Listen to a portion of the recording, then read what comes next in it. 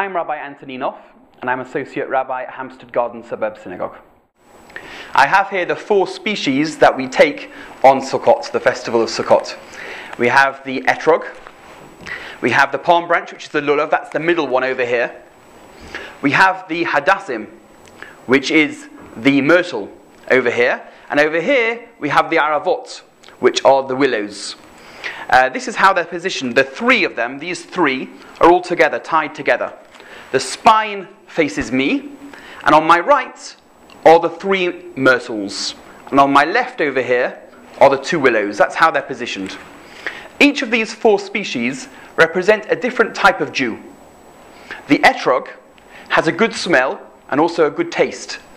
That represents the Jew who has good knowledge, Jewish wisdom, and also good deeds.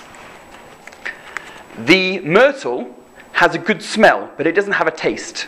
And that represents the Jew who has good deeds, but doesn't have Jewish wisdom. The palm branch has a good taste, but no smell. So that represents the Jew that has good Jewish wisdom, but not good deeds. And finally, the willow has neither good smell nor good taste, and that represents the Jew who doesn't have Jewish wisdom or good deeds. 4 different types of Jews. And on Sukkot we bring these together as 4 species together to represent the fact that on Sukkot all the Jews are united. We all need each other, we should all judge each other favourably and invite each other to our Sukkot and to celebrate together so that in fact the divisions are broken down and all different types of Jews come together as one.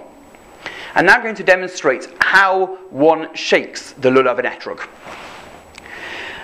First of all, I take in my left hand the etrog and I make sure that it's upside down.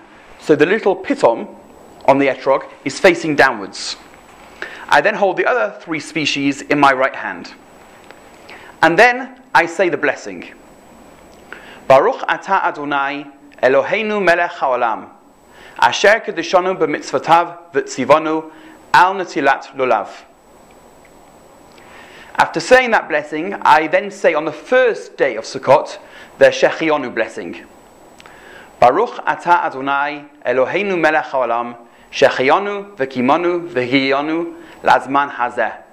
This is a blessing which thanks God for bringing us to this season, the season of shaking the lulav and etrog on Sukkot.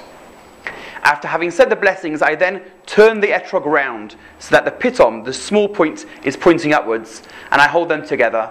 And it's then time to shake the lulav and etrog. I start off shaking in front of myself, and then I go round clockwise, as follows. 3 times in front of me, 3 times to my right, 3 times behind me, 3 times to my left, then 3 times upwards, and finally 3 times downwards. And that concludes the mitzvah of shaking the lulav and etrog on Sukkot.